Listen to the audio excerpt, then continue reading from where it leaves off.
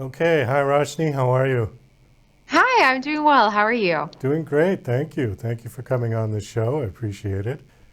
So, Arusha, yeah, is that right? Yep. Okay, Yep. now this is the fifth book of the series, is that correct? And it's the final book? Yes, fifth and final installment. I am done. I noticed that it got picked up by Disney, is that correct? Well, most recently it was picked up by Paramount Pictures, but it's been a few years, so I don't know. Things may happen, things may change, particularly with the fifth and final book out in the world. You never really know what's going on with Hollywood, or at the very least, nobody ever tells me anything. Well, yeah, it can be. I've heard stories. People got picked up and then they didn't. They offered to buy the rights to the book, but there's They did. nothing. But there's nothing going on yet. I don't know. That's the thing. There's always like Oh, the vague, exciting email and then the very little follow up. But I think what's really exciting is that readers have continued to show interest in the series. It's been getting bigger with every book, and I could not be happier for it. well, that's great. That's super. So tell me a little bit about the backstory of the series. Where did this come from? Well, Arushan, the End of Time, is very much like the Greek mythological adventures of Percy Jackson meets the girl power adventures of Sailor Moon, and yet instead, the well that it drinks from is the beautiful source material of Hindu mythology. And that's something that I was really exposed to when I was growing up. My father is from India, my mother is from the Philippines, and I was just spoiled when it came to mythology, folklore, everything. And it's something that very much informed the story itself. It's like where I drew inspiration for when I was interested in the gods, the goddesses, the demons, the monsters. They all end up making an appearance in Arishan, the End of Time. Well, are snakes and dragons prominent in your book? In a way, yeah, certainly. Snakes especially hold a very, very interesting mythological, cultural, and religious significance. In particular, you might see on the cover of Arishan, the Nectar of Immortality, there is a giant snake. And this snake is actually the king of all the snakes. His name is Vasuki. And when one of the stories that my grandmother told me that I absolutely loved, it was about the Nectar of Immortality and about how the gods were at one point cursed to lose their eternal youth, their eternal immortality and everything. And so in order to get it back, they had to churn this cosmic ocean of milk. They literally used an actual mountain to serve as like their mortar. And in order to like use it as a rope to churn the ocean, the great snake Vasuki allowed them to use his body. And that was how they were able to unearth this pot holding the elixir of immortality and become gods all over again. So were these stories that your grandmother actually told you as a child? Absolutely. Yeah. Yeah. And it's Ah. funny because like the Nectar of Immortality is a rather tame story in comparison to the tales of decapitation that I was basically fed from the age of 7 years old. Okay. I don't know a lot about Hindi, but I know that it's similar to Buddhism. And in Buddhism, they use a lot of snakes and dragons and things in the mythology as well. Sure. Yeah, there's a lot of beautiful overlap between Hinduism and Buddhism, and there's some people who believe that the Buddha is just another avatar of the Hindu god Vishnu, the god of preservation. And it's interesting because you think about these symbols, these dragons and serpents. I suppose, in this Western idea, we would have the perspective that they are monsters. And yet, when the farther east you go, you may find that instead they are representations of luck, of wisdom, that they serve as guardians of various elements, that they protect treasure, they protect stories. And that was one of the things that I really loved in order to play with Hindu mythology, this idea that you may go in with one idea or a certain bias, and then by the end of the book, have a completely new idea of these characters and these creatures. So when did you start writing this series? How long has it been in It's, the oh in the gosh. works? I think I started writing the books back in 2016. Almost about one a year. Yeah. Yeah, one a year. Actually, it was more like two a year because I was also simultaneously writing my young adult trilogy, The Gilded Wolves, and it was just a lot of writing. It was just a lot of just being thrown into different worlds and feeling like I was daydreaming even when I was walking. It was deeply rewarding and extremely stressful. So tell me a little bit about this story. What kind of adventures does Arusha get into? Gosh, well, there's so many. One thing that has been really, really exciting has just been bringing Aru and the other characters in contact with these other ancient figures from Hindu mythology. For example, in Arishan, the Nectar of Immortality, at one point they have to perform in this apocalyptic talent show, which was something that really made me laugh because many Hindus believe that the world will end when Shiv, the Lord of Destruction, dances. And when he does this final dance, the universe will implode and begin all over again. And to me, it's very interesting that there's this beautiful cosmic dance which will end time itself. And then you follow it up with the sort of morbid idea that would anybody else like to participate in the dance from a distance? Like you would imagine that there's many people who would be like, no, I don't want the world to end. But then you've got nihilists. And so maybe there are people like that. And that ended up serving as the inspiration for this supernatural talent show that the kids end up performing in. And that was just really exciting. So there's a supernatural talent show. They get to go visit the heavens where they're blessed with musical abilities from a horse-headed celestial musician. They visit the underworld, which is rich with shining jewels. They meet the king of the snakes. There's plenty of people that they're meeting in these stories.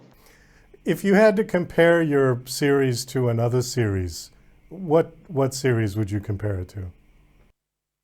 Definitely Percy Jackson. Percy Jackson, of course, draws from the wonderful, dynamic stories of Greek mythology, but it has that similar love of mythology. It has a similar love of adventure, of being able to remake ancient characters and imagine what they would be like in modern times. And so I imagine that if there were children or readers who enjoyed Percy Jackson, you might enjoy Arishan, the End of Time. Is there any relationship to Aladdin and his lamp? Well, again, that's quite different, right? That's the Middle Yeah. East. You're drawing from the beautiful stories like the Shah Nama by Ferdowsi. You're drawing from 1001 Arabian Nights, and it's very different, of course, from the stories that come out of Hinduism, in large part because Hindu mythology is beautifully inextricable from the practice of its religion. These are sacred stories, and so you may find perhaps similarities in terms of atmosphere and beauty, but maybe the similarities stop there. I'm just going to read this. This is on your talking points. I just want to get your take on this. It says, why she believes inclusivity and representation are important in young adult fiction. I think that it's important because every child deserves to see themselves as the hero or heroine of their story, regardless of race, religion, background, interest, any of it. Every child deserves to be seen like that. Do you think there is not enough Hindu females? I think that there could always be more. I mean, I'm really excited about things like Mindy Kaling's show on Netflix, Never Have I Ever. We have Miss Marvel series, which is really it's inspired by this Muslim female character. We have all kinds of shows. Most recently, the Bridgerton series season 2, which has an Right. Indian female character, and most compellingly, a South Indian female woman or female character, because that's not as often seen so much in mainstream Western media. So I think that it's happening, and I'm very excited about it and very excited to be able to contribute to that growing source of stories. What were you doing before you wrote these stories? Well, I had actually written 2 books before Arishan, The End of Time was published. My very first book is called The Star-Touched Queen. It came out in 2015, and it's sort of a reimagining of Beauty and the Beast with elements of Hades and Persephone, and of course, tons of Indian folklore. But that's pretty much all I was doing before Arishan, The End of Time. I think that I have just always been writing and scribbling things that came down in my head. I often feel that the act of writing is less about creating something and more about transcribing a dream that you've already held on to for years.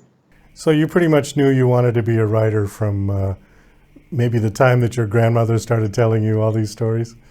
Yeah. I think at a young age, I really wanted to be like a sorceress, but nobody ever extended me any offer to sort of like a witchcraft or wizardry school, which was depressing. But the closest I could come to it was through storytelling. This idea that when you really love a story, you are escaping into a totally different world.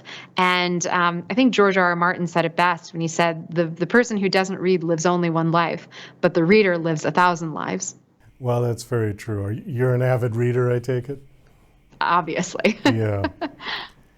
Did you find that when you were writing that things that you had read that maybe weren't necessarily related to the story, but just the way things were written, the phrasing, did that help you at all? I mean, did you draw from that? Oh, sure. I mean, I've loved story in all of its different versions. I think that's why one of the biggest inspirations for Arusha and the End of Time is Sailor Moon, which is an animated TV series. It's something that my siblings and I would race home after school because we were so excited to watch it when it came on. And I was really inspired by that. I loved that it had girl power. I loved that it had like a celebration of female friendships at its heart. I loved that all of the powers seemed very aesthetically organized and deeply appealing. And that's something that just tickled my imagination when I was writing the books. I was also really inspired, just by a lot of things that I loved, a lot of films, a lot of video games, all that kind of stuff. I think that there's no one way to pinpoint a single stream of inspiration. It's more just like being able to absorb all this stuff, having the time and the distance to think about it, and then seeing what comes of it. What age group is this primarily geared towards? I would say that Arusha and the End of Time, which is book one in the series, is really gay. It's intended for readers who are maybe like 8 years old and up. And then with every book in the series, Arusha gets older. And so the audience then ideally becomes older because I would hope that they get to grow up with her. Is there a positive message? I don't want to say happy ending, Yeah. but is there a positive message in each of the books? Is like a different message? I think in a way that I keep coming back to the same message, and it seems to be across all of my work, honestly, which is about the power of stories themselves. The idea that every single person has a story, every single person carries shades of nuances and good and evil, and that it comes down to a matter of being able to empathize and have compassion and be curious about other perspectives. That's the message that I hope readers take away from the series. So, what's on your plate for the future? Are you going to continue this, or is it going to depend on what happens with Paramount, or what do you got planned? Currently, all I have planned is to actually pivot my attention away from half of my heritage and go to the other half. I've been really inspired by my mom's background. My mom's from the Philippines. I've been deeply, deeply curious about the history, the regional folklore, the ghost stories of that area. And it's just providing such rich imagination grounds. So I'm hoping that there's a story somewhere in there. Have you been to both, to India and to the Philippines? I have. Yeah, I loved it both. I can't wait to go back. All right, that's great. But you live in the United States, right? Yes. Well, I think on that we're going to wind this down. Thanks so much for coming on. We've actually got a little trailer of your book, so we're going to play that at the end. And do you have a website that you want to give out? Yes, you can follow along with what I'm doing, what I've written in the past by going to www.roshanichokshi.com. Okay, great. Well, Roshni, thanks so much for coming on. It was nice meeting you, nice talking to you. Wonderful. Thank you so much for having me. I hope I see this on the big screen sometime very soon. Me too. Fingers crossed. Okay, take care.